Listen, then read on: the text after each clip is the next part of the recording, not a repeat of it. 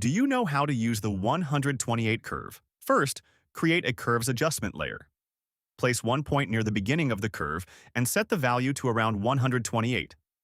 Then add another point near the end and keep it at a similar level. This area is considered the digital tonal midpoint, where much of the skin information and soft light transitions usually exist. Next, change the blending mode to soft light to increase contrast in a gentle way without making the highlights look harsh. When you move the curve slightly, you will notice the light changes very smoothly. The skin becomes brighter, but details are still preserved, and nothing gets blown out. This happens because the curve mainly affects the midtones, so areas like skin, which often sit near the tonal midpoint, are influenced more. If the shadows start to look a bit gray, you can move the anchor point slightly to the right to restore overall contrast. As a result, the skin looks brighter and cleaner in color, while still feeling natural and well-balanced. If you want more precise control, you can add a black layer mask and use a brush to paint the effect back only onto selected areas like the skin. This allows you to adjust tone in a more selective way without affecting the entire image. And that is the 128 curve technique. There is also another interesting approach called the 50 curve.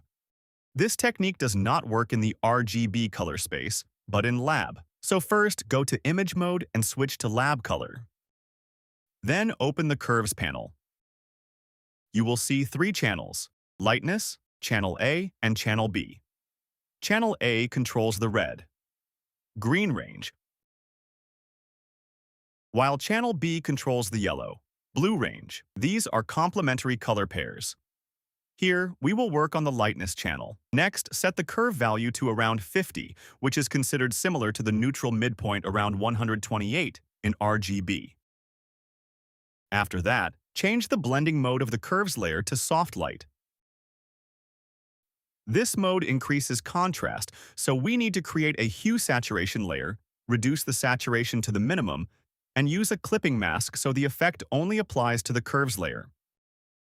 When you lift the curve to brighten the image, you will notice that colors like the sky remain stable and are not heavily affected. The subject becomes brighter in a natural way, while the colors still feel rich and deep. With the 50 curve in soft light mode, tonal transitions become very smooth and pleasant, almost like adding a subtle natural saturation boost. The colors appear cleaner and more refined. And those are two ways to use the 50 curve and the 128 curve. Hope this is helpful for you. Like, comment, and subscribe. It really helps the channel grow. Thanks so much for watching till the end.